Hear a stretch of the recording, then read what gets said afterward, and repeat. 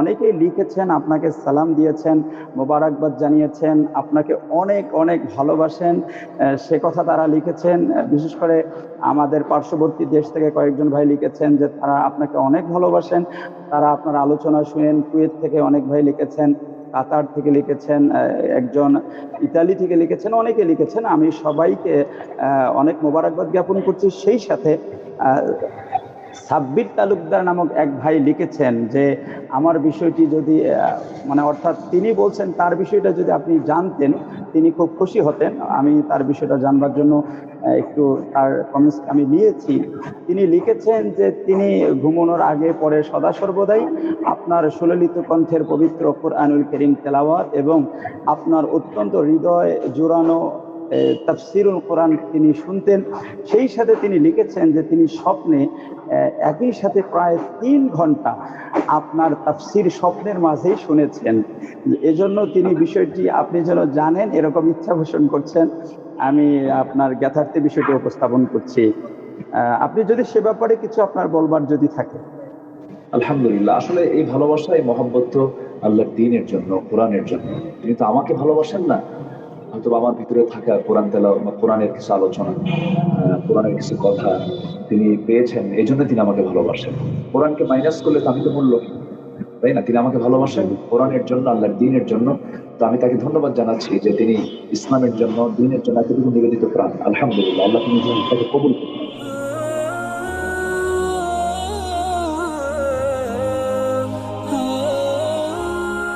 الحمد لله رب العالمين، والصلاة والسلام على سيد المرسلين وعلى آله الأطهر وأصحابه الأخيار الذين بلغوا الرسالة وأدوا الأمانة ونسغوا الأمة وجاهد في سبيله. أما بعد، فقال جل شانه في الآية القرآنية: وأقيموا الصلاة وآتوا الزكاة، إلى آخر الآية. وقال سيدنا محمد صلى الله عليه وسلم: بني الإسلام على 5: شهادة أن لا إله إلا الله وأن محمدا عبده ورسوله وإقام الصلاة وآتى الزكاة والحج وصوم رمضان، أو كما قال عليه الصلاة والسلام. জনপ্রিয় একটি media, Islamic media তাহজির centre কর্তৃক আয়োজিত মাহে রমজানের একটি বিশেষ লাইভ অনুষ্ঠান রমজান প্রতিদিন, এই অনুষ্ঠানের সম্মানিত সঞ্চালক আমার প্রিয় ভাই মাওলানা শফিউল আজম উপস্থিত আছেন। আমার সামনে দেশে এবং প্রবাসে, দূরের কাছে যে সমস্ত ভাইয়েরা, আসসালামু আলাইকুম ওয়া রাহমাতুল্লাহি ওয়া বারাকাতুহু। আল্লাহ তাআলার মেহেরবানি যে মহান আল্লাহ সুবহানাহু ওয়া তাআলা আমাদেরকে এখনো এই প্যান্ডেমিকে সুস্থ রেখেছেন। আমরা সুস্থ থেকে রমজানের গুরুত্বপূর্ণ একটি ইবাদত সিয়াম আমরা পালন করতে পারছি, আলহামদুলিল্লাহ। তো আমাকে সম্মানিত সঞ্চালক মহোদয় তিনি আমাকে বলেছেন যাকাতের পরিচয় নিয়ে কিছু কথা বলার জন্য। যাকাতটা কি আসলে?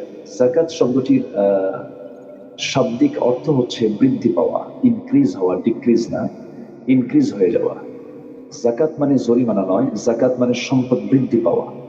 এক কথায় আমরা যদি একটা মেসাল দিতে যাই, একটা ফল হয় আমাদের দেশে, সেটা হচ্ছে বড়ই গাছ। বড়ই ফল, বড়ই গাছের ডালটা যত বেশি কাটা হবে ফলনের পর, এর ফলন তত বৃদ্ধি পেয়ে যাবে।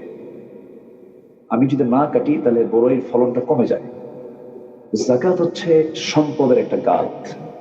এটাকে আমি যদি বছরে যাকাত যেটা আল্লাহ পাক আমাকে ফরজ করেছেন, এটা যদি আমি ক্লিয়ার করে ফেলি যাকাত দিয়ে, অর্থাৎ 2.5% যদি আমি যাকাতটাকে দিয়ে দিই, তাহলে আমার সম্পদটা আরো বৃদ্ধি পাবে, আমার সম্পদে বরকত হবে। তো যাকাতের পরিচয়, ইসলামের যে 5টি মূল স্তম্ভ আছে, বুনিয়াল ইসলাম আলা 5 শাহাদাতি আল্লা ইলাহা ইল্লাল্লাহ, অর্থাৎ ইসলামের যে 5টি স্তম্ভ আছে, এই 5টি স্তম্ভের ফার্স্ট স্তম্ভ হচ্ছে কালিমা। এরপর হাদিসের মানে সিরিয়াল অনুযায়ী এরপর হচ্ছে সালাত, নাম্বার 3 হচ্ছে যাকাত, নাম্বার 4 হলো হজ, নাম্বার 5 হলো অসম রমাদান। এই 5টা হচ্ছে ইসলামের মূল ভিত্তি, মূল স্তম্ভ। তো যাকাতকে আল্লাহ রাব্বুল আলামিন 5 নম্বরে নিয়ে যান নাই, কিন্তু আমাদের দেশে আমরা যখন ইসলামের 5টি স্তম্ভ বলো, তো কোনো ছাত্রকে যদি আমরা জিজ্ঞাসা করি, আমরা উত্তর পাই কালেমা, নামাজ, রোজা, হজ, এরপরে যাকাত।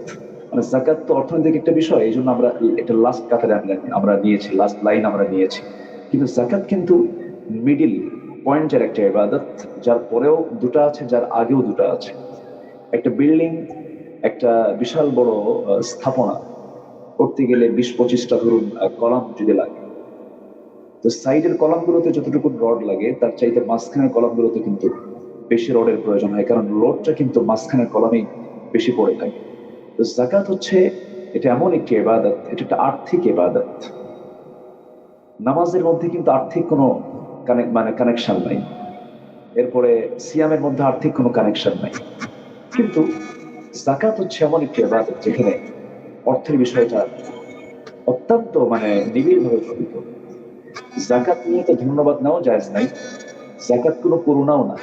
ওয়াফি আমওয়ালিহিম হাক্কুল লিসসাইল ওয়াল মাহরুম, অর্থাৎ সাইল এবং মাহরুমদের এটা হচ্ছে হক, এবং এটার যে খাতটা আল্লাহ রাব্বুল আলামিন তাও ওপেন করে দিয়েছে, যাকাত কারা কারা পাবে। আমি পর্যায়ক্রমে দেওয়ার চেষ্টা করছি, বলার চেষ্টা করছি। তো যাকাতের পরিচয় বলতে এক কথায় এটি একটি ফরজ ইবাদত।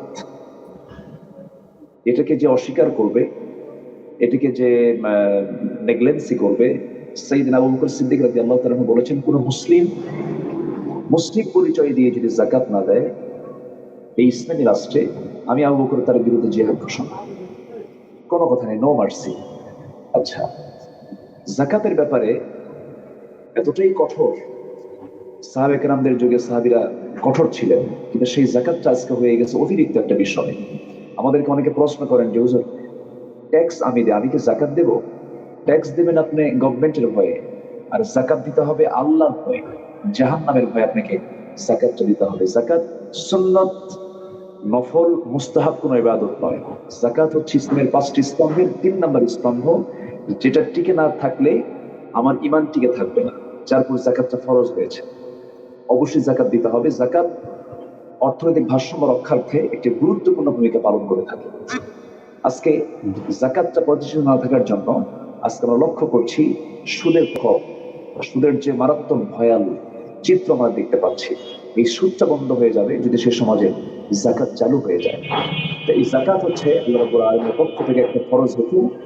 এটা প্রতিটি মুসলিমের জন্য যার কাছে নিসাব পরিমাণ সম্পদ, অর্থাৎ 585 গ্রাম রৌপ্য, 85 গ্রাম স্বর্ণ, অথবা এই পরিমাণ কোনো সম্পদ, অর্থাৎ আমার দেশে মোটামুটি 50 থেকে 60,000 টাকা, যার নিত্য প্রয়োজনীয় খরচ বাদে যার কাছে থেকে যাবে একটা বছর, তার জন্যই যাকাত আল্লাহ রাব্বুল আলামিন ফরজ করে দিয়েছেন। যাকাত আমাকে আপনাকে অবশ্যই দিতে হবে যদি নিসাব পরিমাণ সম্পত্তির মালিক হয়ে থাকি। যেমন করে নামাজ আমাকে আপনাকে অবশ্যই আদায় করতে হবে, তেমনি যাকাতও আমাকে আপনাকে অবশ্যই আদায় করতে হবে যদি আমি নিসাব পরিমাণ সম্পদের মালিক হয়ে থাকি। আর এই যাকাতকে যদি কেউ আমরা অবহেলার চোখে দেখি, আমি ফরজকে লঙ্ঘন করলাম। আর যাকাতকে যদি কেউ অস্বীকার করে ফেলে, এই অর্থনীতিকে যদি কেউ মনে করে যে না, এই অর্থনীতি আজকের সমাজে অচল, তার তো ইমানই থাকবে না, সে তো ফাসিক হয়ে যাবে, সে জালিমদের কাতারে চলে যাবে। তো মোটামুটি ভাবে আল্লাহ রাব্বুল আলামিনের যতগুলো হুকুম কোরআনে আসছে, বারবার যে হুকুম আসছে, দুটি ইবাদতের ক্ষেত্রে আল্লাহ রাব্বুল আলামিন বেশি হুকুম দিয়েছেন। একটা হচ্ছে নামাজ কায়েমের ক্ষেত্রে, আরেকটা হচ্ছে যাকাত আদায়ের ক্ষেত্রে। আর যেখানে নামাজ কায়েমের কথা আসছে সেখানে আল্লাহ রাব্বুল আলামিন যাকাতটাকে টেনেছেন। নামাজ হচ্ছে আল্লাহর হক, আর যাকাত হচ্ছে বান্দার হক। যেখানে আল্লাহর হক সেখানে বান্দার হকটা জড়িয়ে দিয়েছেন, কারণ বান্দার হক যদি লঙ্ঘিত হয়ে যায়, সে সমাজটা কার্যত অকার্যকর হয়ে যায়, সে সমাজটা মুখ থুবড়ে পড়ে যায়, সে সমাজে অসামাজিক কাজ চালু হয়ে যায়। এই জন্য অর্থনৈতিক ভারসাম্য রক্ষার্থে, অর্থাৎ মানবতাকে টিকে রাখার জন্য যাকাত হচ্ছে একটি অপরিহার্য একটি বিধান আল্লাহ তাআলার পক্ষ থেকে আল্লাহ তাআলা আমাকে আপনাকে দিয়েছেন। এটা আমরা অবশ্যই পালন করব, এবং এটা নির্দিষ্ট যে রমজান মাসেই পালন করতে হবে এমনটা নয়। রমজান মাসের জন্য শুধু যাকাত নয়, যাকাত বছরের যে কোনো সময় দেওয়া যেতে পারে। 12টি মাসের যে কোনো মাস আপনি চয়েস করেন, কিন্তু আমরা রমজানকে আমরা এই জন্য নেই কারণ রমজানের যে কোনো ইবাদত চাই অন্য মাসের চাইতে সওয়াবের পরিমাণটা আল্লাহ পাক বাড়িয়ে দিয়েছেন। এই জন্য আমরা রমজানে এই বিষয়গুলো চলে আসি। তো সম্মানিত সঞ্চালক মহোদয়, আমি যাকাতের যে একটা সংক্ষিপ্ত পরিচয় আমি তুলে ধরার চেষ্টা করলাম। জি, বাকি মাশাআল্লাহ। বিষয়ে জি ইনশাআল্লাহ, জি, চমৎকার ভাবে আপনি যাকাতের পরিচয় উপস্থাপন করেছেন। আপনি বলছেন যাকাত ইসলামের 5টি স্তম্ভের মিডিলে অবস্থান করছে, তার মানে ডানে দুটো বামে দুটো মাঝে, অর্থাৎ যাকাত ছাড়া বাকি ইবাদতগুলো পরিশুদ্ধ হওয়ার সম্ভাবনা কম থাকে। প্রিয় দর্শক, আপনারা যেখান থেকে শুনছেন পরিশুদ্ধ হবে না, পরিশুদ্ধ হবে না। জি, হবেই না, জি আলহামদুলিল্লাহ। কারণ এগুলো কম্পালসারি, এগুলোকে একটাকে মাইনাস করলে পরীক্ষা ফেল হয়ে যাবে। কম্পালসারিতে ফেল করলে তো একটা ফেল করলে সবই ফেল। জি জি জি, মাশাআল্লাহ মাশাআল্লাহ। জি প্রিয় দর্শক, আপনারা যারা প্রোগ্রামটি দেখছেন অবশ্যই টাইমলাইনে শেয়ার করে আমাদেরকে সহযোগিতা করবেন। আমরা জাকাতের পরিচয় জানলাম। মোহতারাম, ইসলামে জাকাতের গুরুত্ব তাৎপর্য আপনি যদি কোরআন সুন্নাহর আলোকে বিষয়টি আমাদের সামনে উপস্থাপন করতেন।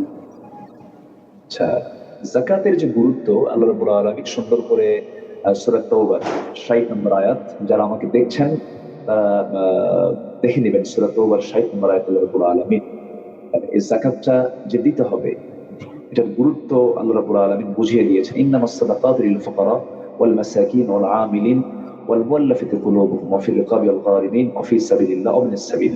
এই যে ৮টা খাত আল্লাহ রাব্বুল আলামিন দিয়ে দিয়েছেন, তো এই ৮টা খাতে যাকাতটা দিতে হবে। মিসকিন যার কিছুই নাই, ফকির যার কিছু আছে, এরপরে যারা যাকাত আদায়ের যারা নিযুক্ত কর্মচারী তাদেরকে, এবং নব মুসলিম যারা নতুন দিনে অংশগ্রহণ করেছে তাদেরকে ধরে রাখার জন্য, অথবা যারা দিনে আসতে চায় এরকম জাতীয় লোককে, এরপরে ঋণগ্রস্ত ব্যক্তিকে, এরপরে পথিককে, যারা নিতান্তই যারা মুসাফির, মানে যারা অ্যাকচুয়ালি যারা মুসাফির পাওয়ার যোগ্য। মুসাফির তো একজন ধনী মানুষ হতে পারে, তো যিনি রিক্তহস্ত, যিনি মুসাফির, এবং অফিস সাবিলিল্লাহ এবং আল্লাহর পথে আল্লাহর দ্বীনের জন্য, এই ৮টি খাত আল্লাহ রাব্বুল আলামিন দিয়ে দিয়েছেন।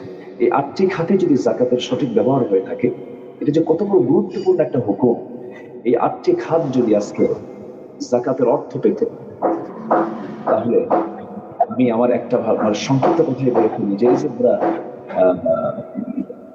পদ্মা সেতু নিয়ে আমরা কত কথা শুনেছি, পদ্মা সেতু হয়ে যাচ্ছে আলহামদুলিল্লাহ। যে পরিমাণ যাকাত আমার দেশে আদায় হওয়ার কথা, যদি রাষ্ট্রীয়ভাবে, যদি এটা ব্যাংকিং হিসেবে অনুযায়ী যাকাত আদায় করা হতো, এরকম পদ্মা সেতু ২ বছরের যাকাতের টাকা দিয়া ২-৩টা হয়ে যেত। এত পরিমাণ সম্পদ, এত পরিমাণ টাকা, লিকুইড মানি ব্যাংকে জমা আছে। এটা যদি আমরা একটু ভাবার চেষ্টা করতাম যে আল্লাহ তাআলা যাকাতকে ফরজ করেছেন, আমরা নামাজের ব্যাপারে যতটুকু পেরেশান, আমরা রোজার ব্যাপারে যতটুকু পেরেশান, যাকাত নিয়ে কিন্তু আমাদের কোনো হেডেক নেই, আমাদের কোনো মাথা ব্যথা নেই। অথচ যাকাত কিন্তু বান্দার হক, নামাজ আল্লাহর হক। নামাজকে আল্লাহ মাফ করতে পারেন, আমি কথার কথা বলছি, এটা আল্লাহর হক। রোজাটা আমার জন্য আল্লাহ বলছেন, এটার পুরস্কার আমি আল্লাহ নিজে দেব। কিন্তু যাকাতকে যদি কেউ না আদায় করে, ইচ্ছা করে, পরিকল্পিতভাবে যদি যাকাতকে যদি মাইনাস করে চলে, এটা তো বান্দার হক, আল্লাহ তাকে মাফ করবেন কেন? তো বান্দার সঙ্গে সম্পৃক্ত। এই জন্য আমরা সামাজিকভাবে যারা কাজ করতে চাই, সামাজিক ভাবে যারা আন্দোলন করতে চাই, সমাজের ডেভেলপ যারা আনতে চাই, প্রতিটি মানুষের মাথায়, প্রতিটি মুসলিমের মাথায় যাকাতের বিষয়টা আসা উচিত। আর বিশেষ করে আল্লাহ রাব্বুল আলামিন বলেছেন ওই সমস্ত ব্যক্তিদেরকে যারা রাষ্ট্রের ক্ষমতা পাবে, যাদের কথায় সবকিছু পাশ হয়ে যাবে, যাদের কথাটাই হয়ে যাবে দলিল, যাদের কথায় সবকিছু সমাজে বলবৎ হয়ে যাবে, এই জাতীয় লোকদেরকে আল্লাহ পাক ডাক দিয়ে বলছেন, আল্লাযীনা ইম্মাক্কানাহুম ফিল আরদ আকামুস সালাহ ওয়া আতাউজ যাকাহ ওয়া আমারু বিল মা'রুফ ওয়া নাহাউ আনিল মুনকার। যাদেরকে আমি ক্ষমতা দেব, রাজত্ব দেব, মুলকিয়াত দেব, যাদের হাতে শক্তি থাকবে, তারা 4টা কাজ করবে। 4টা কাজ তারা সমাজে চালু করে দেবে। নাম্বার 1 হচ্ছে তারা নামাজটাকে কায়েম করবে, এরপরে যাকাতটা তারা চালু করে দেবে। যাকাতটা যদি চালু করে দেওয়া হতো, আজকে সর্বস্তরের মানুষ যদি যাকাত দিত ফরজ মনে করে, আমার দেশে একটা গরিবও খুঁজে পাওয়া যেত না, কোন অভাবী মানুষ আমরা খুঁজে পেতাম না। এটা আল্লাহর ওয়াদা। যাকাতের মধ্য দিয়ে মানুষের ভারসাম্য, মানুষের ভিতরে যে একটা সামাজিক ভারসাম্য, এটা রক্ষা পায়। আর সুদের মধ্য দিয়ে কি হয়, মানে যাকাতের অপোজিট হচ্ছে সুদ। সুদের করাল গ্রাসে, মানে জাস্ট মানুষের অবস্থা, যারা গরিব তারা শুধু গরিবই হতে থাকবে, আর যে ধনী শুধু ধনী হতে থাকবে, আর গরিবরা ক্লেদাক্ত সরীসৃপের কিলবিলে বাচ্চার মতো পানির পাখি ডুবে মরবে। এই জন্য সুদকে বন্ধ করার জন্য আল্লাহর ফর্মুলা হচ্ছে যাকাত। এই যাকাত আমাকে আপনাকে অবশ্যই, এই যাকাতের উপরে অবশ্যই আমাদের একটু এলেম রাখা দরকার। আমাদেরকে অনেকে প্রশ্ন করে ফেলেন, এমন জাতীয় প্রশ্ন, এত সহজ বিষয় যেটা প্রতিটি মুসলিমের জন্য জানা ফরজ ছিল। হুজুর যাকাত আমি দেব, আমার জাকাতের কি পরিমাণ টাকা থাকলে আমি জাকাত দেবো? এটা একজন মুসলিম এই প্রশ্ন করতে পারে না। এটা একটা ফরজ বিষয়, এটা জানতে হবে সব। জাকাত কি পরিমাণ সম্পদ হলে আমাকে জাকাত দিতে হবে, এই প্রশ্নের জবাব আলেমরা দেবে কেন? এই প্রশ্ন উত্তর প্রতিটি মুমিনের জানা জানা উচিত, কারণ এটা তো ফরজ হুকুম, ফরজ বিষয়। তো এই জন্য আজকে আমরা যদি জাকাতের গুরুত্ব যদি আজকে আমরা বুঝতাম, জাকাতের উপকারিতা কি, জাকাতের কল্যাণটা কি, জাকাতের প্রাপ্তিটা কি, তাহলে আজকে আমরা যে সমাজের ভিতরে দেখতে পাচ্ছি অনেক অনেক পরিবার নীরবে নিবৃতে চোখের পানি ফেলে কাঁদে, না খেয়েও একবার উপোস থাকতে হয়, এরকম অনেক বহু পরিবার আছে। এই পরিবারগুলোর কিন্তু অবস্থা আজকে এই অবস্থা হতো না যদি আমরা জাকাতটাকে ফরজ মনে করে যদি জাকাতটা যদি সঠিকভাবে আমরা আদায় করি। তা আসুন আমরা জাকাতের গুরুত্বকে মাথায় নিয়ে, জাকাতটাকে ফরজ হিসেবে মাথায় নিয়ে আমরা জাকাত যাদের উপর ফরজ হয়েছে আমি তাদেরকে একটু অনুরোধ করে বলবো, যেহেতু আমাদেরকে বাই ফোর্স ফরজ হুকুম এটা দিতে হবে তোমাকে, এরকম কোনো বাই ফোর্স আমাদের নাই, আমাদের উপরে কোনো চাপ নাই, কিন্তু আল্লাহর চাপ আছে। এটা এটা আল্লাহর চাপ, আল্লাহর হুকুম, বান্দা তুই জাকাত দে। এটা একটা ব্যক্তিগত উদ্যোগেও আমাকে সমস্ত সম্পদের হিসাব করে আমাকে জাকাত ফরজ মনে করে আদায় করতে হবে। আল্লাহ তুমি সবাইকে যাদের উপরে জাকাত ফরজ হয়েছে এমন ফরজ ইবাদত সবাইকে পালন করার তৌফিক তিনি আল্লাহ দান করুন। আমিন আমিন সুম্মা আমিন। যে মাশাআল্লাহ, আপনি চমৎকারভাবে জাকাতের গুরুত্ব তাৎপর্য আমাদের সামনে উপস্থাপন করছেন। তো মুহতারাম, জাকাত যেমন একটি ফরজ ইবাদত, ভিন্ন দিকে এই ইবাদতটি কেউ যদি না করেন তার নিশ্চয়ই একটি কঠিন পরিণাম, শাস্তিযোগ্য একটি অবস্থান তার রয়েছে। তো জাকাত আদায় যেমন ফরজ, এটি না আদায় করলে কি পরিণাম হবে? আচ্ছা, চমৎকার একটা বিষয়, সুন্দর একটা প্রশ্ন আপনি করেছেন, কারণ ভয় না থাকলে তো কেউ এটাকে বুঝবে না। আল্লাহ রাব্বুল আলামিন একদম খুব ভয়াবহ একটা আয়াত দিয়েছেন, ওয়াল্লাযীনা ইয়াকনিজুনা আয-যাহাবা ওয়াল ফিদ্দাতা ওয়া লা ইউনফিকুনাহা ফী সাবিলিল্লাহ ফাবাশশিরহুম বিআযাবিন আলীম। যারা স্বর্ণ রৌপ্য অর্থকে যারা পঞ্জীবিত করবে এবং যারা এটাকে খরচ করবে না, ফাবাশশিরহুম বিআযাবিন আলীম, আপনি তাদেরকে যন্ত্রণাদায়ক মহা কষ্টের জাহান্নামের ভয় আপনি তাদেরকে দেখান। অর্থাৎ কোনো ক্রমেই কোনো ক্রমেই জাকাত থেকে নিজেকে মুক্ত রাখার, যার উপর ফরজ হয়েছে নিজেকে বিরত রাখার কোনো সুযোগ নেই। জাকাত তো দিতেই হবে, এরপরেও আল্লাহ রাব্বুল আলামিন দানের ব্যাপারে বহু জায়গায় বলেছেন, ওয়াসারিউ ইলা মাগফিরাতিন মির রাব্বিকুম ওয়া জান্নাতিন আরদুহা আস-সামাওয়াতু ওয়াল আরদ উইদ্দাত লিল মুত্তাকিন আল্লাযীনা ইউনফিকুনা ফিস সাররা ওয়াদ দাররা ওয়াল কাযিমিনা আল গায়য ওয়াল আফিনা আনিন নাস আল্লাহু ইউহিব্বুল মুহসিনিন। আল্লাহ রাব্বুল আলামিন আবার এখানে বলছেন শুধু জাকাতই না, যারা সচ্ছল এবং অসচ্ছল, সুখে এবং দুঃখে, যে সময় থাক দুর্দিন অথবা সুদিন, যে সময় তার কাটুক না কেন, যারা কিছু না কিছু অর্থ আল্লাহর পথে যারা ব্যয় করে, আল্লাহ পাক এই সমস্ত মুহসিন বান্দাদের সাথে আছেন। তো মুমিন জীবনের গুরুত্বপূর্ণ একটি বিষয় হলো আল্লাহর পথে খরচ করা। আল্লাহর পথে খরচের ক্ষেত্রে এটা হলো ইনফাক ফিস সাবিলিল্লাহ। আর যাকাত হচ্ছে যদিও এটাও এক প্রকার দান, কিন্তু এটা হচ্ছে ফরজ মনে করে এটা দিতে হবে সম্পদের হিসাব করে। তো যেখানে আমি জাকাতই দিচ্ছি না, তাহলে আমি কি দান করব? যেটা জাকাত আল্লাহ পাকের একটা ফরজ হুকুম, যেটা আল্লাহ পাক আমাকে হুকুম করেছেন, এর অতিরিক্ত হচ্ছে দান। এবং এই দানটা আল্লাহ রাব্বুল আলামিন বিভিন্ন জায়গায় ইনকারেজ করেছেন, লান তানালুল বিররা হাত্তা তুনফিকু মিম্মা তুহিব্বুন। তুমি আল্লাহর নৈকট্য কখনো হাসিল করতে পারবে না, পূর্ণ কখনো অর্জন করতে পারবে না যতক্ষণ না তোমার প্রিয় জিনিসটা তুমি আল্লাহর পথে না খরচ করতে পেরেছো। এবং আল্লাহ রাব্বুল আলামিন জান্নাতের ওয়াদাও করেছেন, এক জায়গায় বলেছেন, ইন্নাল্লাহা ইউহিব্বুল্লাযীনা ইন্নাল্লাহা ইশতারা মিনাল মুমিনিনা আনফুসাহুম ওয়া আমওয়ালাহুম বিআন্না লাহুমুল জান্নাহ ইউকাতিলুনা ফি সাবিলিল্লাহ ফায়াকতুলুনা ওয়া ইউকতালুন। তো এখানেও আল্লাহ রাব্বুল আলামিন কিন্তু জান এবং মালের কথা বলেছেন। এরপর এক জায়গায় বলেছেন, তুমিনুনা বিল্লাহি ওয়া রাসূলিহি ওয়া তুজাহিদুনা ফি সাবিলিল্লাহি বিআমওয়ালিকুম ওয়া আনফুসিকুম। তো এই যে আল্লাহ রাব্বুল আলামিন যে মাল খরচের কথা বলেছেন, এটা কিন্তু দান, এটা ইনফাক। আর যাকাতটা হচ্ছে আল্লাহ রাব্বুল আলামিনের ফরজ একটা হুকুম। দান তো একটা আলাদা অপশন, দান আমাকে করতে হবে, দানও করতে হবে, কারণ অমিম্মা রাযাকনাহুম ইউনফিকুন। মুত্তাকি হতে হলে যে গুণগুলো দরকার, এর মধ্যে একটা অন্যতম গুণ হচ্ছে তোমাকে যে আমি রিজিক দিয়েছি সেই রিজিক থেকে কিছু অংশ তুমি আমার পথে খরচ করো। তোমাকে খরচ করতে হবে, তোমাকে দানবীরের কাতারে, দানশীলদের কাতারে তোমাকে থাকতে হবে। তুমি দান করবে, আমি তোমাকে দিয়ে দেবো। মান যাল্লাযী ইউকরিদুল্লাহু কারদান হাসানা, কে আছো আমাকে ঋণ দেবে, আমি তার ডাবল ডাবল দিয়ে দেবে। ওই রিপ মানে হচ্ছে আল্লাহর পথে যে বান্দা খরচ করবে, আল্লাহ পথ থেকে ডাবল ডাবল দিয়ে দিবেন, এটা বান্দার জন্যই হয়ে যাবে। তো আমরা জাকাতি যদি না দিতে চাই, তাহলে দান তো এটা পরের বিষয়। জাকাত হচ্ছে ফরজ একটা বিষয়। দান, আল্লাহ রাব্বুল আলামিন এটা চাচ্ছেন তুমি দান করো, অবশ্যই তোমাকে ইনফাক করতে হবে, কিন্তু জাকাতটা তোমাকে আদায় করতে হবে ফরজ মনে করে। যদি না করো, তাহলে আমি তোমার জন্য ভয়াবহ জাহান্নাম তোমার জন্য আমি রেখে দিয়েছি। এবং এত সত্য কথা বলেছেন যে মিনাদ যাহাবি ওয়াল ফিদ্দা ওয়ালা ইউনফিকুনা ফি সাবিলিল্লাহ ফাবাশশিরহুম, হে রাসূল আপনি তাদেরকে সংবাদ দেন বিআযাবিন আলীম, যন্ত্রণাদায়ক মহাশাস্তির।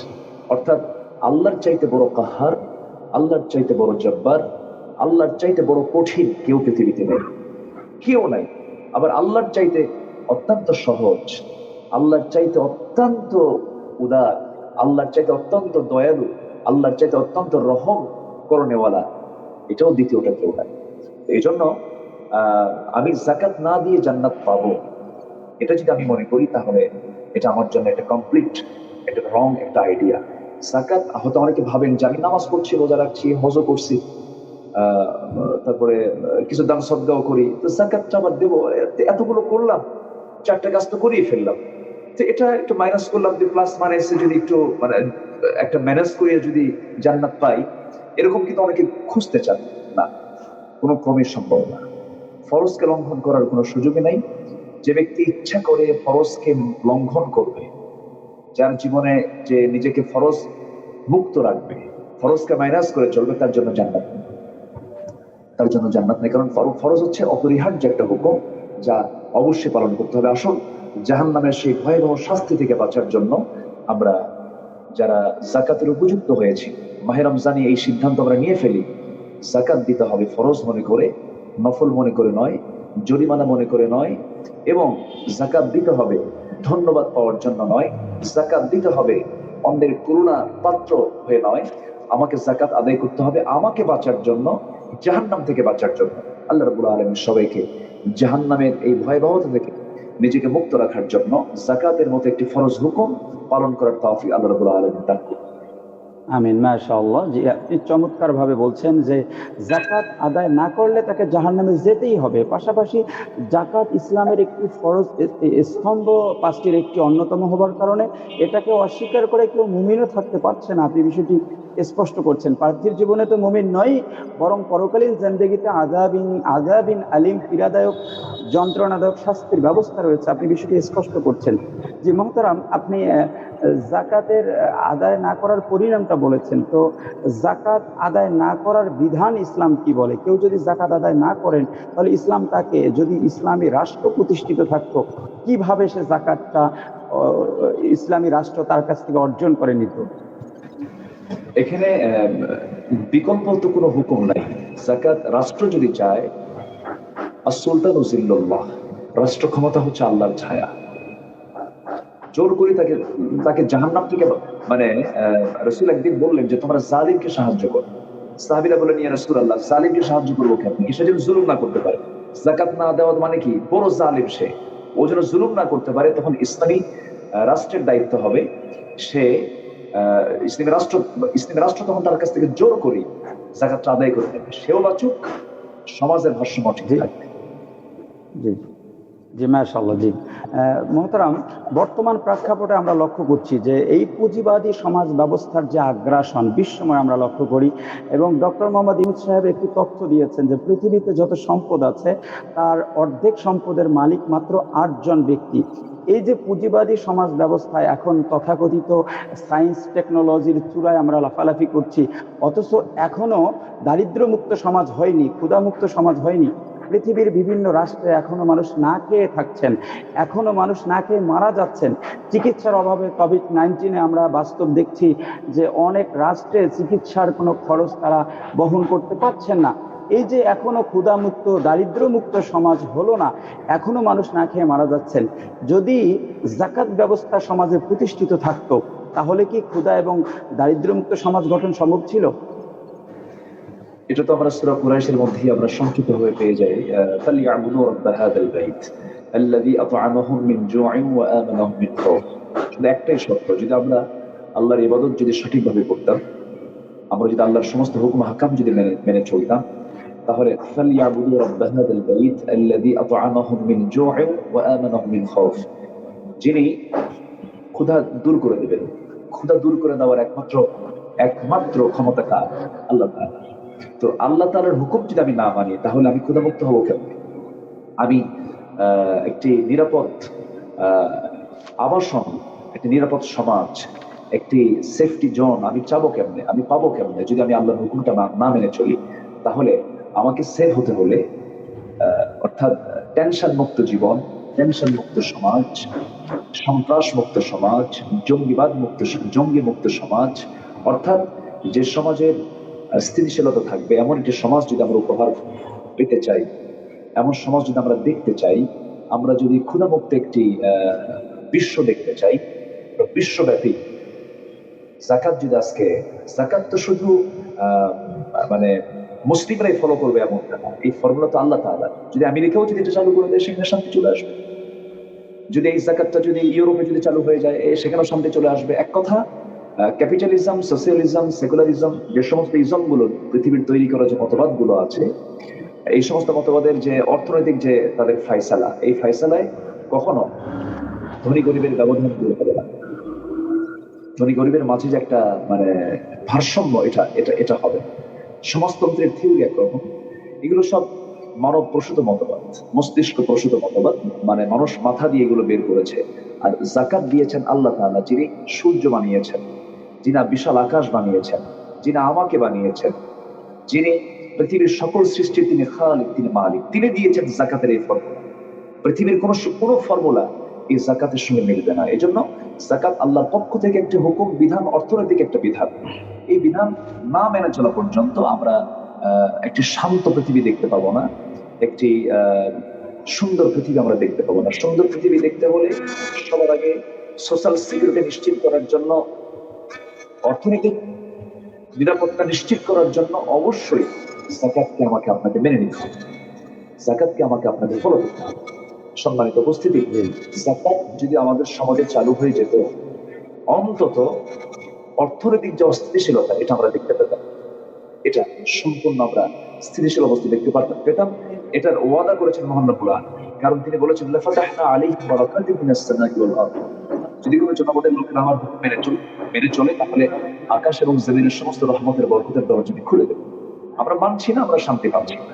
আমরা আল্লাহর অর্থনীতি নেই নাই, আমরা শয়তানের অর্থনীতি দিয়েছি।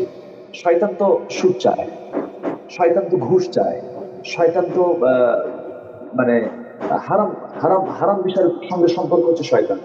আমরা তো নামাজ পড়ছি, রোজা রাখছি, কিন্তু আমরা সুদের কারবার করছি। নামাজ পড়ছি, রোজা রাখছি, কিন্তু যাকাত দিচ্ছি না। এগুলো একজন ফাসিকের কাজ। আসুন, আমরা যদি শোষণ মুক্ত, ক্ষুধা মুক্ত, দারিদ্র মুক্ত একটি সমাজ যদি আমরা দেখতে চাই, সেই বিনির্মাণে যাকাতের কোনো বিকল্প নেই। যাকাত আছে, স্থিতিশীলতা আছে। যাকাত নেই, কোনো স্থিতিশীলতা আমরা দেখতে পাবো না। মাশাআল্লাহ, মাশাআল্লাহ, আপনি একেবারে স্পষ্ট করেছেন, গঠনমূলক কথা বলছেন যে ইউরোপ হোক আর আমেরিকা হোক, যত উন্নত রাষ্ট্রই হোক না কেন, যদি যাকাত ব্যবস্থা প্রতিষ্ঠা করেন, সেটি বিধর্মী রাষ্ট্র হোক, তবুও সে রাষ্ট্রটি ইসলামের যে স্থিতিশীল পরিবেশ ছিল অর্থনৈতিক দিক থেকে, সেটি তারা সেই লাভবান গুলো তারা অর্জন করতে পারবে, সেই বিষয়গুলোতে তারা লাভবান হতে পারবেন। মাশাআল্লাহ। সেই সাথে মহতারাম, আমাদের বিশেষ করে কৃষি নির্ভর রাষ্ট্র হবার কারণে আমাদের দেশে যাকাতের একটি পার্ট ঔষর রয়েছে। আপনি যদি আমাদেরকে ঔষরের ব্যাপারে কিছু বলতেন, কিছু উদ্বুদ্ধ করতেন। ঔষুর শব্দটার মূল মাধ্যম হচ্ছে আইন শিন র, অর্থাৎ মানে 1/10 যেটা বলা হয়। ঔষুর বলা হয় 1/10কে, অর্থাৎ যে আমাদের দেশে আবাদী শস্যগুলো আছে, যেরকম ধরুন ধান, আমাদের প্রধান খাদ্যশস্য ধান। এই ধানটা যদি সেচ ছাড়া যদি আবাদ হয়, অর্থাৎ ন্যাচারাল বৃষ্টির পানিতে যদি আবাদ হয়, তাহলে 10 মণে 1 মণ ধান দিতে হবে। আমি শর্ট করে বলছি, 10 মণ আপনি পেয়েছেন, আপনি 1 মণটা পৃথক করে রাখবেন। আপনি 1 মণ দিবেন, যার বৃষ্টির পানিতে, যেটা আমন হয় সাধারণত আমাদের দেশে, আমনের যে আবাদটা হয়, এটা বৃষ্টির পানিতে হয় না। আর যেটা ইরিগেশন যেটা হয়, যেটা ন্যাচারাল পানিতে না, সেচ পদ্ধতিতে যেটা হয়, সেটা 20 ভাগের 1 ভাগ, অর্থাৎ 20 মণ ধান যদি হয়, তাহলে সেখান থেকে 1 মণ ধান অবশ্যই তাকে ফরজ মনে করে এই ওষুধটা তাকে দিতে হবে। অনেকে ওষুধ তো বোঝেনি না, বরঞ্চ বলেন যে আমি যে ধান আবাদ করেছি, এই ধান আবাদে আমি যে খরচ করেছি, তো এই খরচই তো আমার উঠবে না, আমি ওষুধ দেবো কখন? এইভাবে অনেকে বলে থাকেন। কিন্তু যার উপর জাকাতটা ফরজ, তারপর ওষুধটাও ফরজ, ওষুধও তাকে অবশ্যই দিতে হবে। ওষুধ মানে হচ্ছে, মানে যদি সেচ হয় তাহলে 20 মণে 1 মণ ধান দিতে হবে, আর যদি সেচ না দেওয়া হয় তাহলে 10 মণে 1 মণ ধান দিতে হবে। এর উপর অন্যান্য যে মাশাআল্লাহ। খাদ্য সামগ্রী আছে এই সমস্ত শস্যগুলো এর ভিতরে দিতে হবে। জি মোহতারাম, সেক্ষেত্রে একটু ছোট্ট বিষয় যে আমরা জাকাতের সম্পদগুলো হাউলানিল হাউল 1 বছর স্থায়ী হবার একটি বিধান রয়েছে। সম্পদের মালিক আমি আজ হলেই আমাকে জাকাত দিতে হচ্ছে না, এটি 1 বছর আমার কাছে সংরক্ষিত থাকবার পরে জাকাত দিতে হচ্ছে। তো অসুরের ক্ষেত্রেও কি 1 বছর হবার কোনো শর্ত আছে কিনা? না, এটা তো জাকাত ফরজ হওয়ার ক্ষেত্রে, জাকাত তার উপরে ফরজ হবে। ফরজ হওয়ার ক্ষেত্রে সেই সময় সে বলবে যে জাকাত যার উপরে ফরজ, জাকাত কার উপরে ফরজ? যার কাছে নিসাব পরিমাণ সম্পদ 1 বছর ছিল, তার উপর জাকাতটা জি, ফরজ। এটা হচ্ছে ফরজ হওয়ার মানে কন্ডিশন, ফরজ কখন হবে। কন্ডিশন। কিন্তু জি, জি, আমি যদি এর উপরে যদি হিসাব করতে চাই, হিসাব তো শেষ হবে না। ধরুন বছর শেষে একটা সময় এসে আমাকে হিসাব করতে হবে আমার ব্যাংকে কত টাকা আছে, সমস্ত খরচ বাদে, আমার ফ্যামিলি খরচ বাদে, আমার যদি ব্যাংকে সেভিংসে কত আছে, কারেন্টে কত আছে, ব্যবসার টাকা এখানে কত আছে, তারপরে দোকানের মাল কত টাকার আছে, বছরের একটা সময় তো হিসাব করতে হবে। হিসাব করে আমি তো নিসাব পরিমাণ সম্পদের মালিক হয়ে গেছি। নিসাব পরিমাণ সম্পদের মালিক হওয়ার জন্য শর্ত হচ্ছে 1 বছর চলে যাওয়া। কিন্তু বছরের একটা সময় এসে যখন তার সমস্ত মানে খরচ বাদে তার কাছে যখন নগদ কোনো অর্থ থাকবে, ধরেন 1 কোটি টাকা তার আছে, আজকে সে জাকাত দেবে, তার ব্যাংকে হিসাব করে দেখলো যে তার কাছে 1 কোটি টাকা আছে। আচ্ছা, তার কাছে এরকম নগদ এত টাকা আছে। ব্যবসার মাল হিসাব করে দেখলো যে তার ব্যবসার মালে 50 লক্ষ টাকার মাল তার দোকানে রয়ে গেছে। এগুলোকে তার হিসাব করে এনে তাকে জাকাতটা দিয়ে দিতে হবে। বছর একটা সময় সে হিসাবটা করে, কারণ সারা বছর তো চলেই গেল, সারা বছর তো এর মধ্যে জি, দিয়ে চলে গেছে। এইভাবে জাকাত দিতে হবে। তাছাড়া যদি সে যদি প্রত্যেকটা মালই যদি 1 বছর হিসাব করি, এক বছর পরিমাণ যদি স্টে করতে যায়, তাহলে তো সে তার হিসাব করতেই চলে যাবে, হিসাব সে তো হিসাব বের করে শেষ করতে পারবে না। জি, একটা জি। সময় এসে তাকে নির্দিষ্ট একটি বছর পর তাকে সমস্ত সম্পদের হিসাব করে তাকে বছরে একটা সময় এসে হিসাব করে তাকে জাকাতের টাকাটা বের করতে হবে। ধরুন 1 কোটি টাকা আমার হিসাব হয়ে গেছে ব্যাংকে। আচ্ছা, ব্যবসা 50 লক্ষ টাকা আমার হয়ে গেছে, তাহলে 2.5 লক্ষ টাকা 1 কোটি টাকা থেকে আমি দিলাম। আবার এই সাইডে 50 লক্ষ টাকা মালের দাম হয়ে গেছে, সেখান থেকে 1.5 লক্ষ টাকা এটা বের করে একটা সাইড করে ফেলি। এই হিসেবে জাকাত দেওয়ার জন্য এই হিসেবে জাকাতটা আদায় করতে হবে। আচ্ছা, জি। আপনি চমৎকারভাবে বলছেন যে প্রতিনিয়ত তো এই হিসেবগুলো করা কখনোই সম্ভব না। তাহলে আমরা হিসেবকে বৎসরে একটি নির্দিষ্ট সময় হিসেব করব। সম্পূর্ণ সম্পদ ওইভাবে হিসেব করে আমরা যাকাতগুলো আদায় করব ইনশাআল্লাহ তাআলা। তো মুহতারাম, আপনার আলোচনায় আপনি বলছেন ইনফাক ফি সাবিলিল্লাহর কথা। তো সেখানে আমরা সামনে দেখছি আমাদের আরো একটি বিধান রয়েছে ইনফাক ফি সাবিলিল্লাহ, সেটি হলো সাদাকাতুল ফিতর। আপনি যদি আমাদেরকে সাদাকাতুল ফিতরের উপর কিছু বলতেন। আমরা তো বিশেষ করে আমার ঈদের নামাজটাকে, এই ঈদের সালাদকে আমরা ঈদ উল ফিতর বলে থাকি। এই ঈদটাকে আমরা ঈদ উল ফিতর বলে থাকি, এবং ঈদ উল ফিতরের নামাজ আমরা পড়তে যাই। সাদাকাতুল ফিতর এটা হচ্ছে একটা গুরুত্বপূর্ণ একটা বিষয়। অর্থাৎ রাসূল যেটা দিয়েছেন, রাসূল তো দেন না, এটা আল্লাহর হুকুম। রাসূল যে নবী, রাসূল যে আসলেই রাসূল, তিনি যে মানবতার জন্য তার বড় চরম হচ্ছে সাদাকাতুল ফিতর। সাদকাতুল ফিতরকে আল্লাহ রাসূল কিন্তু দেওয়ার জন্য শুধু খেজুরকে নির্দিষ্ট করতে পারতেন, কিন্তু খেজুরকে শুধু নির্দিষ্ট করেননি তিনি, সাথে জব দিয়েছেন, সাথে পনির দিয়েছেন। যার মানে পনির থেকে দেওয়া যাবে, অথবা জব থেকে দেওয়া যাবে। এরপরে আহ, কি বলে, খেজুর থেকে দেওয়া যাবে। একসা পরিমাণ, অর্থাৎ 1 কেজি 800 গ্রাম এই পরিমাণ জব অথবা খেজুর তাকে দিতে হবে।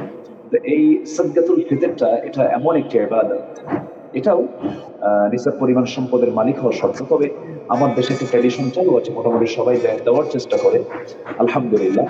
তো এটাকেও গুরুত্বের সঙ্গে আমাদের দেখতে হবে। এটা একটা হুকুম, এটা একটা আল্লাহ তাআলার একটা গুরুত্বপূর্ণ হুকুম। এটা আমরা অবশ্যই দেওয়ার চেষ্টা করবো। যাদের যাদের নিসাব পরিমাণ সম্পদ আছে তাদেরকেও এই সাদকাতুল ফিতর অবশ্যই দিতে হবে, অবশ্যই দেওয়া জরুরি। অবশ্যই আমরা দেওয়ার চেষ্টা করব।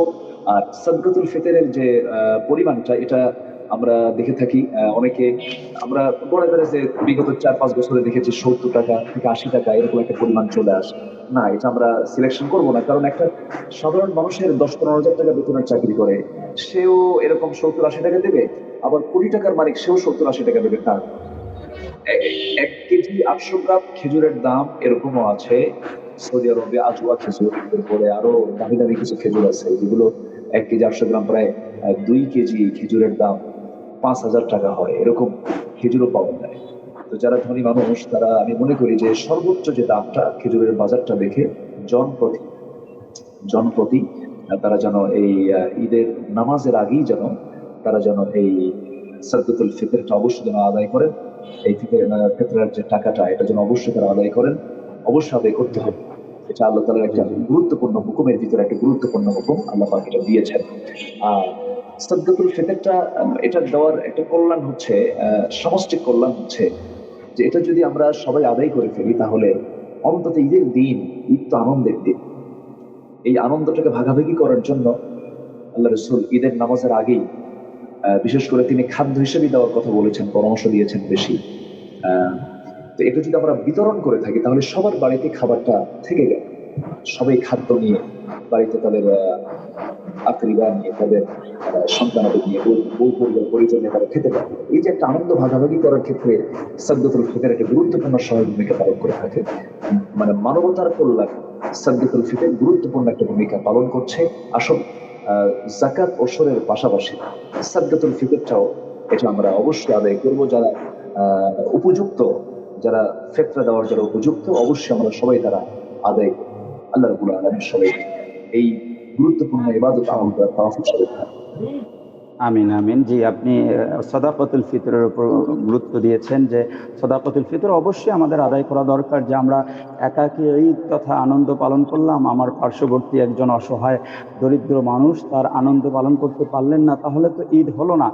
ঈদ প্রকৃত ঈদ পালনের জন্য সাদাকাতুল ফিতর একটি অত্যন্ত গুরুত্বপূর্ণ বিষয়। আমরা অবশ্যই এগুলো পালন করার চেষ্টা করবো ইনশাআল্লাহ তাআলা।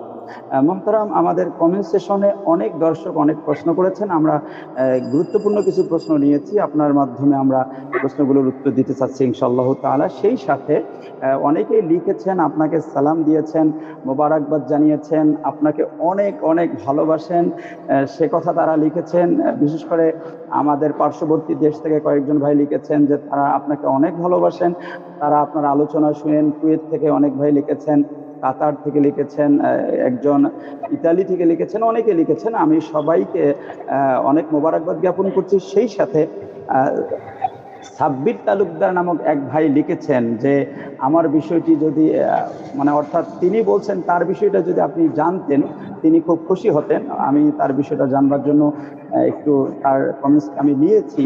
তিনি লিখেছেন যে তিনি ঘুমানোর আগে পরে সদা সর্বদাই আপনার সুললিত কণ্ঠের পবিত্র কুরআনুল কারীম তেলাওয়াত এবং আপনার অত্যন্ত হৃদয় জোড়ানো তাফসিরুল কোরআন তিনি শুনতেন।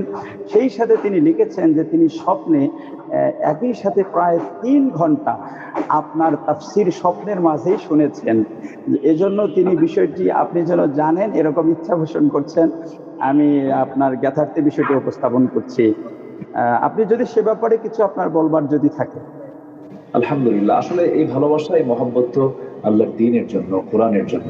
তিনি তো আমাকে ভালোবাসেন না, হয়তো আমার ভিতরে থাকা কোরআন তেলাওয়াত বা কোরআনের কিছু আলোচনা, কোরআনের কিছু কথা তিনি পেয়েছেন, এই জন্য তিনি আমাকে ভালোবাসেন। কোরআনকে মাইনাস করলে তো আমি তো মূল্য, তাই না? তিনি আমাকে ভালোবাসেন কোরআনের জন্য, আল্লাহর দ্বীনের জন্য। তো আমি তাকে ধন্যবাদ জানাচ্ছি যে তিনি ইসলামের জন্য, দ্বীনের জন্য এতটুকু নিবেদিত প্রাণ। আলহামদুলিল্লাহ, আল্লাহ তিনি তাকে কবুল করুন। আমিন আমিন। জি জি জি। আমরা মানাহাব্বা লিল্লাহ অর্থাৎ ভালোবাসাগুলো আল্লাহ সুবহানাহু ওয়া তাআলার জন্যই যেন হয়। আমরা পরস্পরকে আল্লাহর জন্য ভালোবাসলে আল্লাহ পাক পরকালীন জিন্দেগিতে আমাদেরকে নাজাত দিবেন ইনশাআল্লাহ তাআলা। মুহতারাম, মহিলাদের ইতিকাফের ব্যাপারে একটি প্রশ্ন করা হয়েছে। মহিলারা ইতিকাফ করবেন কিনা এবং করলে তারা কিভাবে করবেন? মহিলাদের ইতিকাফের হুকুম আসছে, ওয়া আনতুম আকিফুনা ফিল মাসাজিদ। এটা তো আল্লাহ পাক শুধু পুরুষকে হুকুম করেননি, নারীকে হুকুম দিয়েছেন। তারা জাস্ট আমি এখানে যেটা বলবো সেটা হচ্ছে তাদের ইতিকাফটা হবে তাদের বাড়িতে। তারা তাদের বাড়ির একটা কোনায়, যেখানে মুসাল্লা, যেটা নামাজের জায়গা, সেখানে তারা বসবে। দুনিয়াবী সকল কাজ থেকে তারা এই কয়েকটা দিন 10টা দিন তারা নিজেকে ফোকাস রাখবেন। তারপরে দুনিয়াবি কোনো কথা, অপ্রয়োজনীয় কোনো কথা, দুনিয়াবি কথা মানে অপ্রয়োজনীয় কোনো কথা তাদের মুখ থেকে বের হবে না। কোনো হাসি তামাশা নিয়ে কোনো কিছু করবেন না তারা। তারা সার্বক্ষণিক দোয়া জিকিরের মধ্য দিয়ে এই 10টা দিন তারা কাটাবেন, বাড়ির একটু কোনায় তারা বসবেন।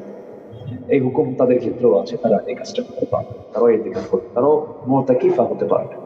তারা মানে পুরুষের পাশাপাশি মেয়েদের জন্য আল্লাহ রাব্বুল আলামিন অপশন রেখে দিয়েছেন, কোনো সমস্যা নেই। জি, মাশাআল্লাহ। মুহতারাম, সেই সাথে এক ভাই প্রশ্ন করেছেন, তিনি সম্ভবত লিখতে চেয়েছেন যে গরিব আর ধনী উভয়ের সাদাকাতুল ফিতর কি একই আদায় করতে হবে কিনা। অর্থাৎ তিনি হয়তো এই বিষয়টি বোঝানোর চেষ্টা করছেন যে কেবলমাত্র নিসাব সাহেবে নিসাব হলেন একজন মানুষ, তিনি যতটুকু আদায় করবেন, আবার আরেকজন বিত্তশীল ব্যক্তি রয়েছেন, তার অপরিমিত সম্পদ রয়েছে, উভয় কি যেমন আমাদের দেশে ৭০ টাকা সর্বনিম্ন করা হয়েছে, সবাই তো ৭০ টাকায় আদায় করছেন। তো এক্ষেত্রে ইসলামের কনসেপ্টটা কি, যে সবাই কি সমান আদায় করবেন নাকি যারা ধনাঢ্যবান তারা অধিক আদায় করবেন? এটা আমার আলোচনায় মনে হয় চলে আসছে, আমি আলোচনায় এটা ক্লিয়ার করার চেষ্টা করেছি। তো অবশ্যই যারা ধনী, যিনি 15,000 টাকা বেতন পেলেন তিনিও একই ফ্যাক্টর দিবেন, তার পরিমাণটা একরকম থাকবে। যিনি 15 কোটি টাকার মালিক তিনিও একই দিবেন, এটা কেমন করে হয়? অবশ্যই ক্লাস আছে। ওই বললাম না যে খেজুরের দাম তো 200 টাকায় পাওয়া যায়, আবার খেজুরের দাম 1 কেজি 800 গ্রামের দাম 5 থেকে 6,000 টাকা হচ্ছে। তো যিনি ধনী তিনি সর্বোচ্চটাই দেওয়ার চেষ্টা করবেন, তিনি সর্বোচ্চটাই দিবেন, এটা দেওয়ার চেষ্টা করবেন। জি জি জি, মাশাআল্লাহ। এক বোন লিখেছেন যে নারীরা পরিবারে পারিবারিক কিছু কাজ পরিচালনা করবার কারণে অনেক ইবাদত থেকে তারা বঞ্চিত হচ্ছেন। তাদের বাচ্চা, তাদের পরিবারকে কন্ট্রোল করতে গিয়ে দেখা যাচ্ছে ইবাদত থেকে তারা বঞ্চিত হচ্ছেন। তো নারীরা রমাদানুল মোবারকে কি কি ইবাদত করলে পরে ওই শূন্যতা, ওই যে ইবাদত থেকে একটু দূরে থাকা হলো, সেগুলো পূর্ণ হয়ে যাবে? তিনি এই বিষয়টি জানতে চেয়েছেন আপনার মাধ্যমে। তো আলহামদুলিল্লাহ, তো পারিবারিক কাজ অর্থাৎ সন্তানকে দেখা, এটাও তো ইবাদত। জি সন্তানকে দুগ্ধ পান করানো, এটাও তো ইবাদত। যেটা জরুরি এটা তো করতেই হবে, এটা তো করতেই হবে। আপনি যদি এগুলোকে বন্ধ করে যদি কোনো ইবাদত করতে যান তখন তো আরেক বিপদ হয়ে যাবে আপনার। তো রমজান মাসে অন্যান্য কাজগুলোকে আমরা একটু কমানোর চেষ্টা করবো, সবাই মিলে এটা বোঝার চেষ্টা করবো। বিশেষ করে স্বামী বা সন্তান আদি তারা যদি বড় হয়ে যায় তাদেরও বোঝা উচিত যে এটা তো ইবাদতের মাস। আমরা সবাই মিলে একজনকে না চাপ দিয়ে সবাই মিলে সহযোগিতার হস্ত প্রসার করে যে আমরা সবাই যেন ইবাদতে থাকতে পারি।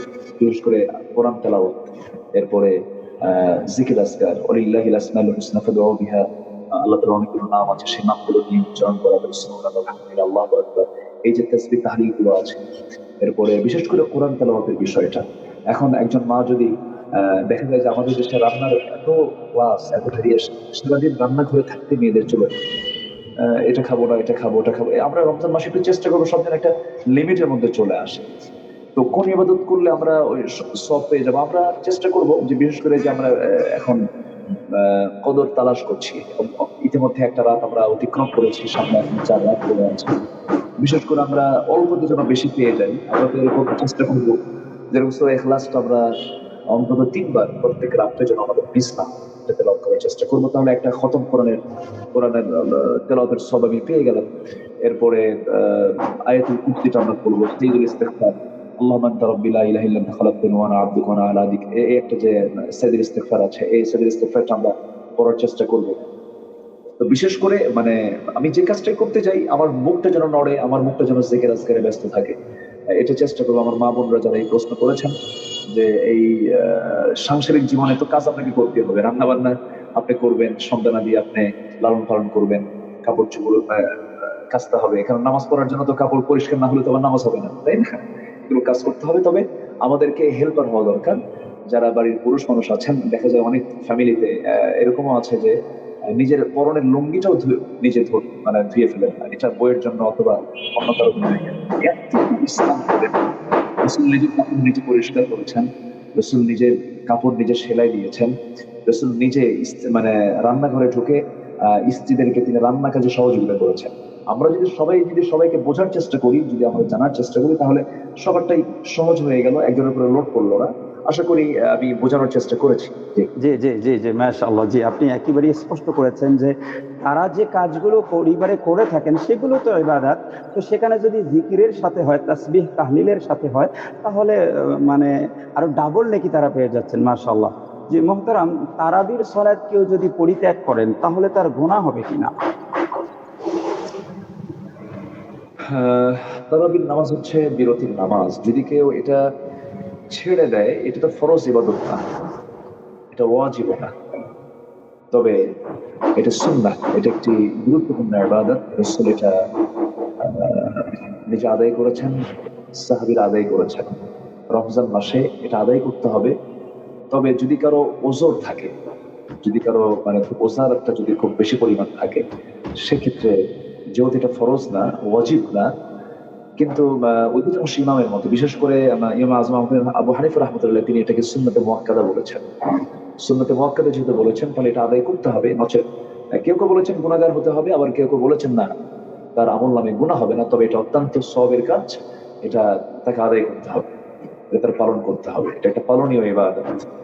আশা করি উত্তরটা পেয়েছেন। জি, জি মাশাআল্লাহ, জি আপনি চমৎকার উত্তর দিয়েছেন। সেই সাথে এক ভাই লিখেছেন যে তারাবির সালাতে কি আলাদা ভাবে নিয়ত করতে হবে প্রতিবার যতবার শুরু করব? জি, নিয়তের বিষয়টা আপনি একটু যদি নিয়ত তো ওযুর সময় হয়ে গেছে। আমি নিয়ত যখন করি তখন তো আমি ওযু করছি কেন? ইদা কুনতুম ইলা সলাতি ফাগসিলু উজুহাকুম। যখন তুমি নামাজে দাঁড়াবে তখন তুমি মুখটা ধুয়ে নাও, হাতটা ধুয়ে নাও, মাথা মুখটা করে নাও, পাটা ধুয়ে নাও। বাস ওযু তো আমার নিয়ত তো ওযুতেই হয়ে গেল। এই যে নাওয়াইতু মুসাল্লিয়া লিল্লাহি তাআলা রাকাআতি সলাতিল কি বলে এরকম যে কি আছে আমাদের জি, জি, জি। দেশে। তো এটা জি, জি। নির্দিষ্ট করে বলার দরকার নাই। এটা বলতাম। আপনি দাঁড়ায় গেছেন, বাস আল্লাহু আকবার বলে ফেললেন, ২ রাকাতের নিয়ত করে ফেলছেন, ইমামের পিছনে নামাজ পড়তেছেন, বাস আলহামদুলিল্লাহ। এরকম এটা কোনো হাদিসের পরিভাষা না। এটা আমাদের দেশে অনেকে বলে, এটা হাদিসের কোনো পরিভাষা না, যেটা না বললে আমার নামাজ হচ্ছে না তা।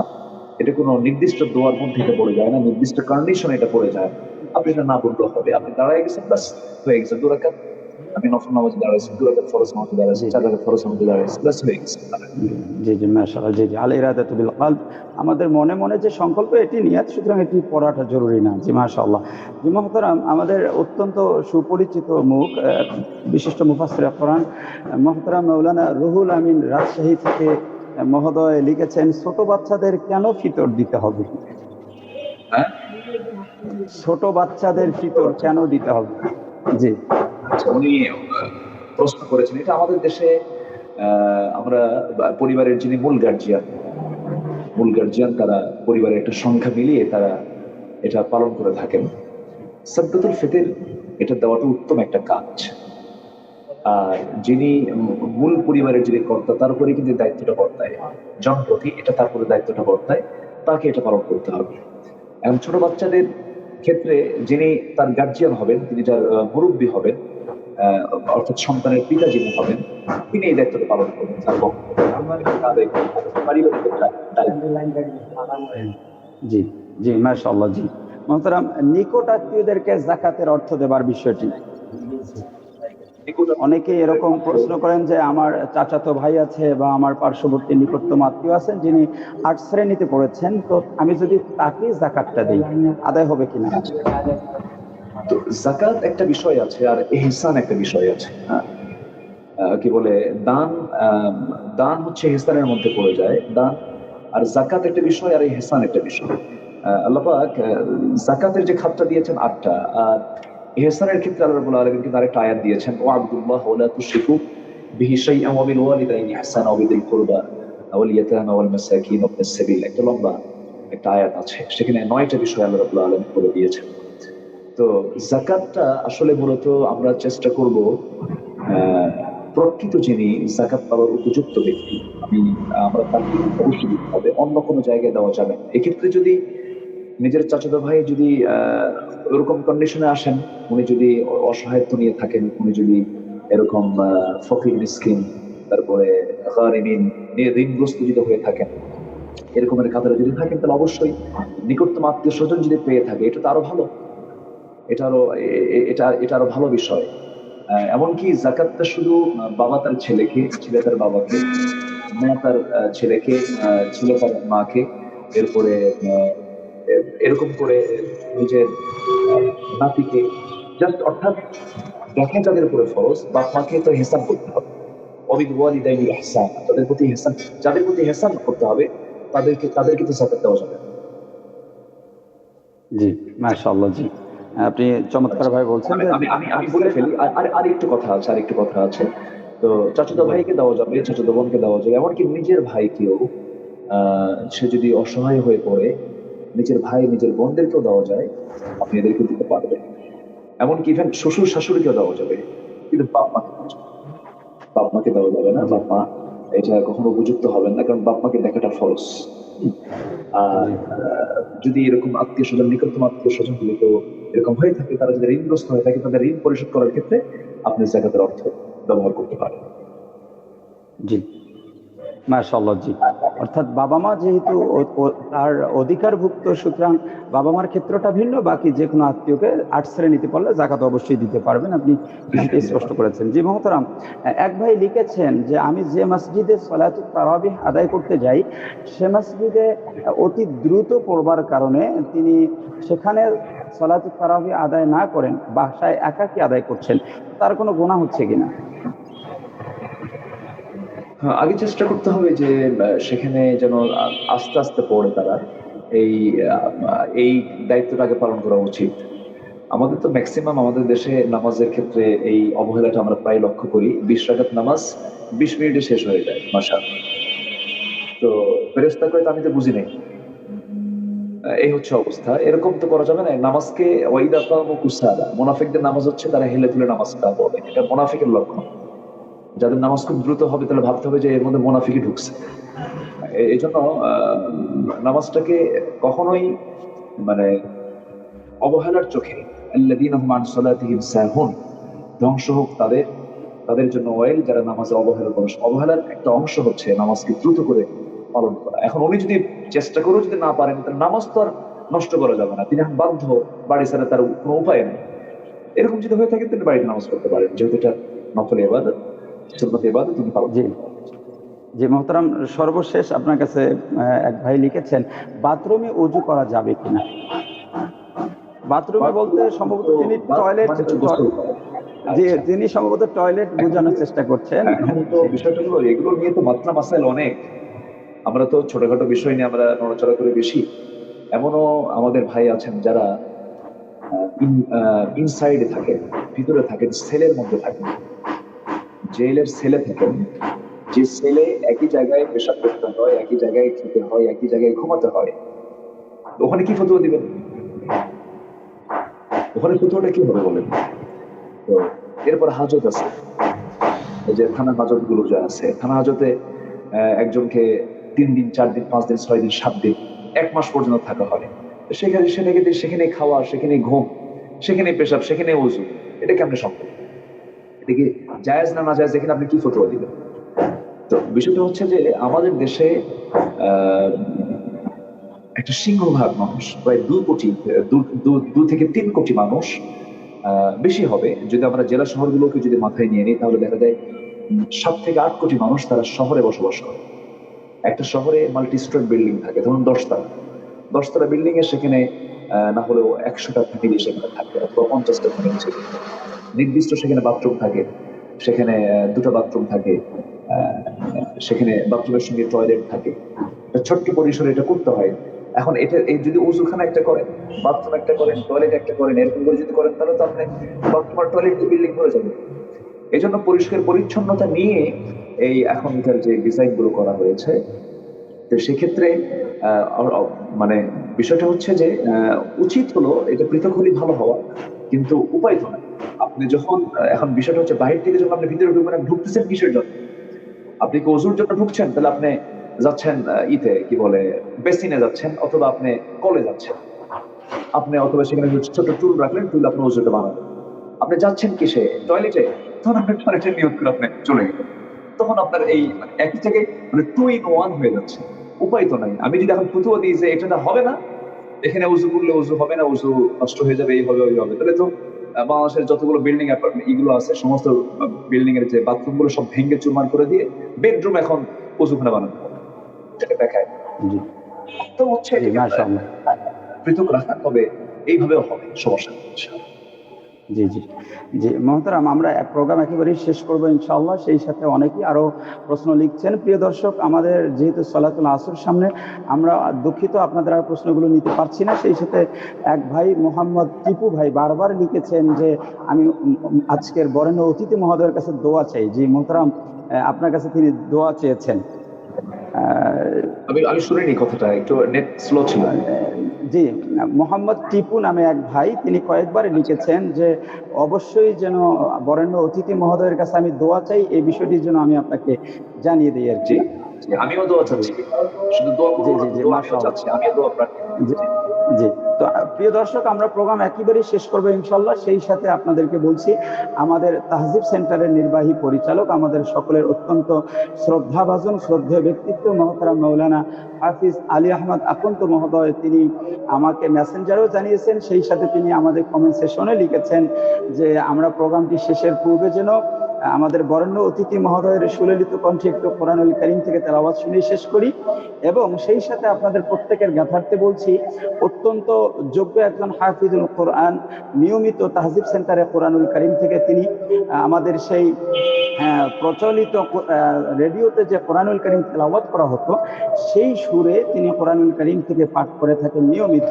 তো তিনি বলছেন যে তার কণ্ঠে একটু রেডিও সুরে কোরআনুল কারীম থেকে তেলাওয়াত শুনতে, পাশাপাশি আমাদের বরেণ্য অতিথি মহোদয়ের কাছে। সেই সাথে আপনাদের প্রত্যেককেই বলবো যে আপনারা পবিত্র কোরআনুল কারীমের তেলাওয়াত শোনার জন্য অবশ্যই তাহজিব সেন্টারের ইউটিউব চ্যানেলটিকে আপনার সাবস্ক্রাইব করে রাখবেন। তো আমি শুরুতে প্রথমেই মহতারাম নাজমুল হুসাইন মহোদয়ের কাছে কোরআনুল কারীম থেকে রেডিওর সুরে একটু তেলাওয়াত শুনতে যাচ্ছি। এরপরেই বরেণ্য অতিথি মহোদয়ের কাছে তেলাওয়াত শুনে আমরা আজকের প্রোগ্রাম শেষ করবো ইনশাআল্লাহ তাআলা। জি। আরেকটা বিষয়, আমি আজকে শেষ রাতে বেশি রাত হওয়ার কারণে একটু চোখে ক্লান্তি চলে এসেছিল, ঘুম আসছিল, সেহরি খেতে পারিনি, সেহরিতে উঠতে পারিনি। উঠে দেখি আজান হয়ে গেছে, মার্শাল্লাহ না খেয়ে আছি আজকে। এর মধ্য দিয়ে এটাও জানা হয়ে যায়, যদি কেউ এরকম হয়ে যায় কারো, উনি যদি মনে করেন যে আমি রোজা রাখতে পারবো, উনি ওই অবস্থা থেকে রোজা পালন করতে পারবো। এটা মাসলা আমরা মানে জাস্ট আমার আজকে আমার যেটা হয়ে গেছে এর মধ্যে দিয়ে আমি জি জি জি সবাই জানার দিলাম, যদি এরকম কারো হয়ে যায়, যদি পারে, তার যদি এটা যদি মনে করে যে আমি রোজা রাখতে পারবো। তো আজকে তো এমনি রোজা, ডাবল রোজা হয়ে গেছে। আমি এর মধ্যে দেখি জি চেষ্টা জি করছি। জি জি জি জি আমরা নাজমুল হোসেন সাহেবের তেলাওয়াত শুনি।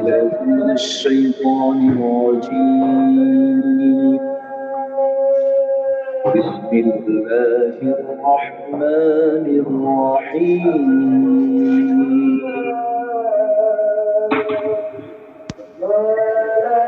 قل أرأيتم إن أهلكني الله ومن معي أو رحمنا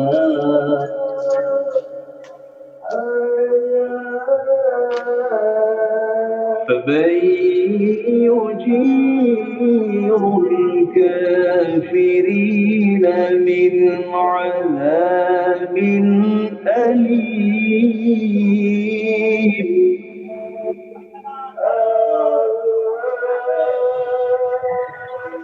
قل هو الرحمن آمنا به وعليه توكلنا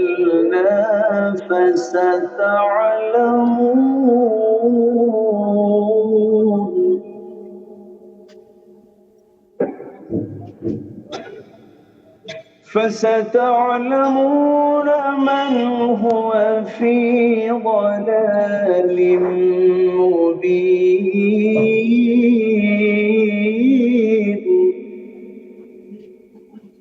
الله أكبر. قل أرأيتم إن أصبح ماؤكم غورا فمن يأتيكم بماء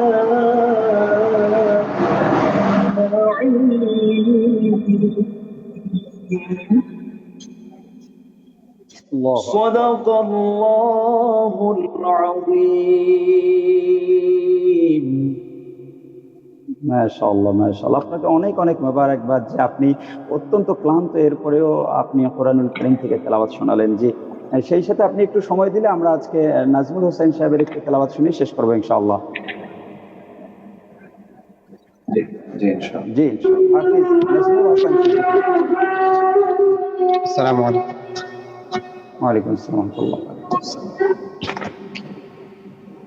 أعوذ بالله من الشيطان الرجيم. بسم الله الرحمن الرحيم. الحمد لله رب العالمين الرحمن الرحيم مالك يوم الدين إياك نعبد وإياك نستعين اهدنا الصراط المستقيم صراط الذين أنعمت عليهم غير المغضوب عليهم ولا الضالين. بسم الله الرحمن الرحيم.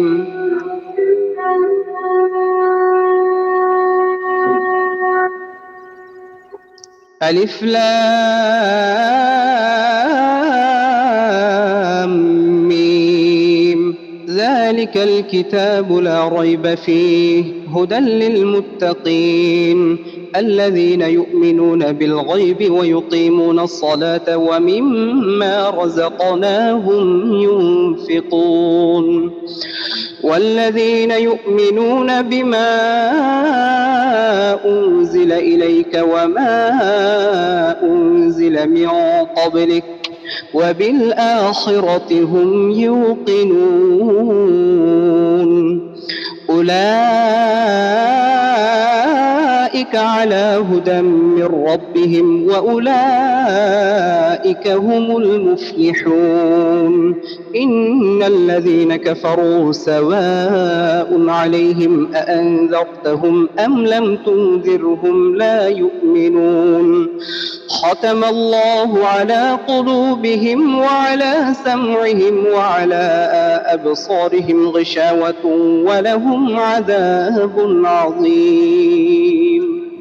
صدق الله العظيم. আহসান আহসান মাশাআল্লাহ। মাশাআল্লাহ, অত্যন্ত জি জি জি মোহতারাম, আপনি যদি একটু মন্তব্য করতেন কোরআনুল কারীমের তেলাওয়াত কি রকম লাগলো আমাদের নাজমুল হোসেন সিদ্দিকী। জি আলহামদুলিল্লাহ। এটা আমার দেশের একটা কি বলবো অতি কমন একটা সুর। এটা এক সময় ছোট যখন ছিলাম তখন রেডিও অন করে যে কণ্ঠে তেলাওয়াতটা শুনতাম, এটা আজকে শুনতে পেলাম আলহামদুলিল্লাহ। খুবই সুন্দর নাজমুল ভাইকে একটা সুন্দর তেলাওয়াত করার জন্য আল্লাহ রাব্বুল আলামিন আমার নাজমুল ভাইকে কবুল করুন। দোয়া চাই আর কি খাস করে। জি জি জি জি আমিও দোয়া চাচ্ছি আলহামদুলিল্লাহ। জি বারাকাল্লাহু ফি হায়াতিক। মোহতারাম, আমরা প্রোগ্রাম শেষ করব। আমি আর কোনো প্রশ্নই নিতাম না, তো আমি বাধ্য হয়ে একটা ছোট প্রশ্ন নিচ্ছি আপনার অনুমতি ক্রমে। যে এতেকাফ চলছেন, এক ভাই লিখেছেন যে অবশ্যই যেন আমরা উত্তরটা দেই। এই অবস্থায় অনেকেই মসজিদে বসে টেলিফোনে বা মোবাইল ফোনে কথা বলছেন। এতেকাফ অবস্থায় এই যে ফোনে কথা বলার বিষয়টি কি হবে?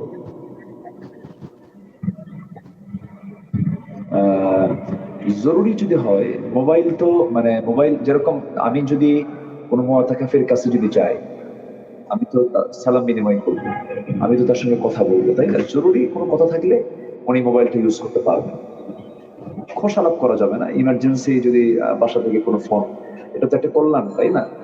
আমার আশা যে কথার জন্য আমাকে যেতে হচ্ছে আমি যাচ্ছি না, জাস্ট মানে যেটা ইমার্জেন্সি খুবই জরুরি, যেটা যেটা 2 লাইনে শেষ হয়ে যাবে, এরকম কোনো জরুরি বিষয় থাকলে সেটা বলা যাবে, সমস্যা নেই। জি মাশাআল্লাহ মাশাআল্লাহ। প্রিয় দর্শক, আপনারা এতক্ষণ পর্যন্ত আমাদেরকে অতি মূল্যবান সময় থেকে সময় দিয়েছেন, আমাদেরকে কমেন্ট সেশনে লিখেছেন মারহাবা মাশাআল্লাহ, অনেকেই দোয়া চেয়েছেন। আজকের বরেণ্য অতিথি মহোদয়কে অনেকেই ভালোবাসেন। জি, আমিও অনেক অনেক ভালোবাসি। সেই সাথে আপনারা আমাদেরকে সুপরামর্শ দিয়েছেন, প্রত্যেককেই জানাচ্ছি অনেক অনেক মোবারকবাদ। বিশেষ করে আজকের প্রোগ্রামের বরেণ্য অতিথি যিনি অত্যন্ত ব্যস্তময় জীবনযাপন করেন, যাকে আমরা খুঁজে পাওয়া অনেক, that is very short up. এরপরেও তিনি তার মূল্যবান সময় থেকে আমাদেরকে সময় দিয়েছেন। বরেণ্য অতিথি মহোদয়কে আমি অনেক অনেক মোবারকবাদ জ্ঞাপন করছি তানভীর পরিবারের পক্ষ থেকে। মহতারাম, আপনি যদি দর্শকদের উদ্দেশ্যে শেষ কিছু বলেন, আমরা প্রোগ্রাম শেষ করে দেব ইনশাআল্লাহ। জি, আলহামদুলিল্লাহ, আপনাকেও ধন্যবাদ, তাহজিব সেন্টার কর্তৃপক্ষকে ধন্যবাদ, বিশেষ করে আমার প্রিয় ভাই আলী আহমদ আকন্দ ভাই, দিন প্রিয়, ইসলাম প্রিয় একজন ব্যক্তি। আল্লাহ তুমি তাকেও কবুল করে নাও, তার সন্তানাদিদেরকে তুমি আল্লাহ দ্বীনের খাদিম হিসেবে কবুল করে নাও। আমরা এতক্ষণ পর্যন্ত আলোচনা শুনছিলাম আন্তর্জাতিক খ্যাতি সম্পন্ন মুফাসসিরে কোরআন, প্রখ্যাত ইসলামিক চিন্তাবিদ, বিখ্যাত কারিউল কোরআন এবং বিশিষ্ট মিডিয়া ব্যক্তিত্ব, এদেশের অসংখ্য যুব সমাজের হৃদয়ের স্পন্দন মোহতারাম মাওলানা আব্দুল্লাহ আল আমিন হাফিজাহুল্লাহ ওয়ার কাছ থেকে। সেই সাথে আমরা সুললিত কণ্ঠে পবিত্র কোরআনুল কারীম থেকে তেলাওয়াত শুনছিলাম। প্রিয় দর্শক, আমরা আজকের মতো প্রোগ্রামটি শেষ করব। সেই সাথে আগামীকাল বিকাল 3টায় অর্থাৎ রমজানুল মোবারকের বিশেষ আয়োজন রমাদান প্রতিদিন আপনাদের দেখবার আমন্ত্রণ জানিয়ে আজকের মতো বিদায় নিচ্ছি। সকলেই ভালো থাকুন, সুস্থ থাকুন, ঈমান ও ইস্তেকামাতের উপর থাকুন। ওয়া মা আলাইনা ইল্লাল বালাগ। আসসালামু আলাইকুম ওয়া রাহমাতুল্লাহি ওয়া বারাকাতুহু।